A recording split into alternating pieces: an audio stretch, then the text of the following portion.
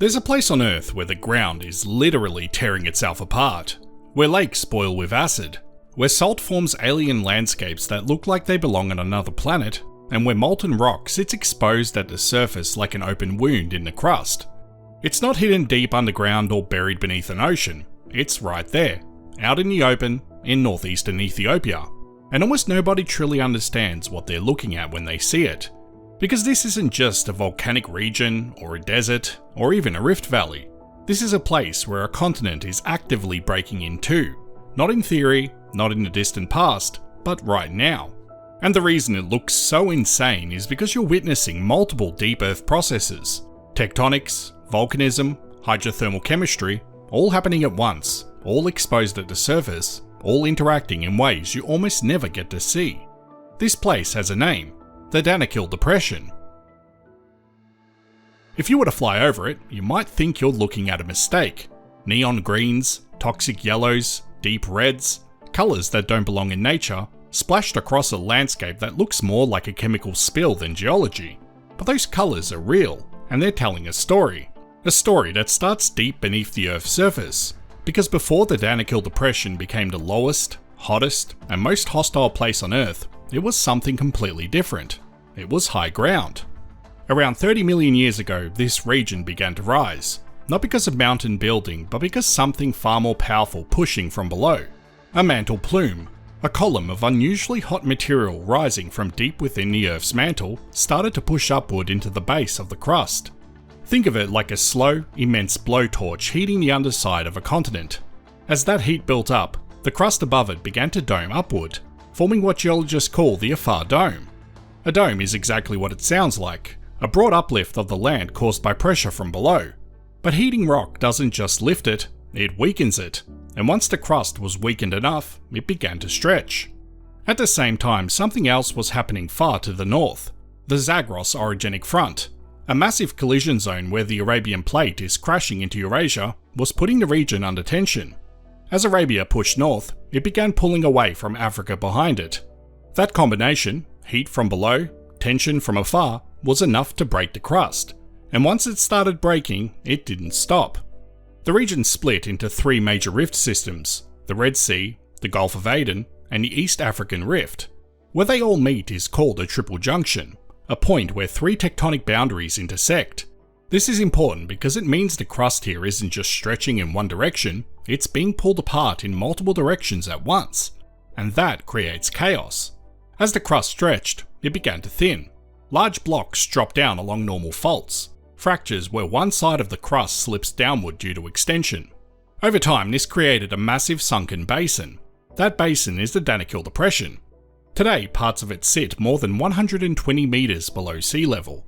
But that's only part of the story, because something even more extreme was happening beneath the surface.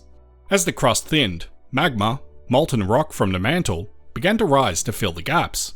In some areas, it forced its way upward through vertical fractures called dikes, slicing through the crust like blades. In other areas, it pulled just below the surface, and in a rare few places, it broke through completely. One of those places is Erta Ali. Erta Ali is one of the only volcanoes on Earth with a persistent lava lake. That means you can stand at the edge of a crater and look directly into a pool of molten rock, constantly churning and glowing. But here's what makes it even more insane. This isn't just a volcano. It's part of a system that behaves like a mid-ocean ridge, the kind of volcanic boundary where new ocean crust forms. The only difference is, this one is on land. Normally, these processes are hidden thousands of meters beneath the ocean, but in a Danakil Depression they're exposed. You are literally watching ocean crust begin to form, in real time, on a continent. But the geology doesn't stop there. Because while magma is rising in some areas, other parts of the crust are doing something completely different. They're collapsing. Recent studies show that the Danakil Depression is in a strange transitional phase. In many rift systems, extension eventually becomes dominated by magma, meaning the crust is pulled apart and filled in by molten rock. But here, something unusual is happening. Even though magma is present, much of the extension is still being accommodated by faulting, by the crust physically breaking and dropping downward. This has created a narrow, rapidly subsiding basin, and that basin has filled with something unexpected: salt. At various points in the past, the depression was connected to the Red Sea. Seawater flooded into the basin, then became trapped. Under the extreme heat, often exceeding 45 degrees Celsius, the water evaporated, leaving behind thick layers of salt. Over time, this process repeated again and again. Today, those evaporite deposits, rocks formed from evaporation, can be over a kilometre thick. Some earlier deposits may reach up to 2.5 kilometres. That's not just a salt flat, that's an entire geological archive of flooding, isolation, and evaporation cycles. And then, just to make things even more extreme, magma began interacting with those salt layers.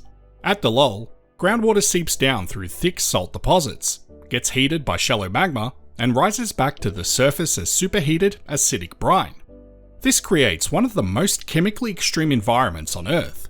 Pools of liquid sulfur, acidic waters with pH values below 0, mineral structures forming in real time, building and collapsing as conditions change. The bright colours, those yellows, greens and reds, come from sulfur, iron, and other minerals being deposited from these fluids. It's not just visually insane, it's chemically unstable, alive in a geological sense, and all of this is happening in one place.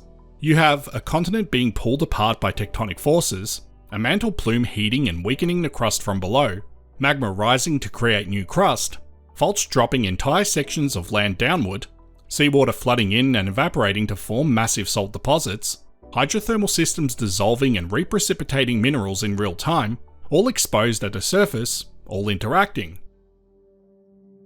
There are very few places on Earth where you can see even one of these processes clearly. The Danakil Depression shows you all of them at once. And perhaps the most mind-blowing part of all of this is what comes next. Because if the rifting continues, and all evidence suggests it will, this region will eventually become flooded permanently.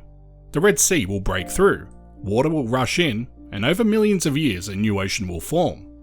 When that happens, the Danakil Depression will disappear beneath the sea.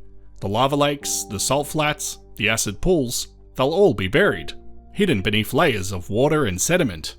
And the processes that are now visible will once again become invisible, happening far below the ocean surface. Which means right now, in this moment, the Danakil Depression represents something incredibly rare. A brief window into geological time. A moment where the deep processes that shape our planet are exposed, raw and unfiltered. It's not just the hottest place on Earth, it's not just the lowest, it's not just the most hostile. It's the only place where you can stand on a continent and watch it die. I hope you found this as interesting as I did, and as always, thanks for watching.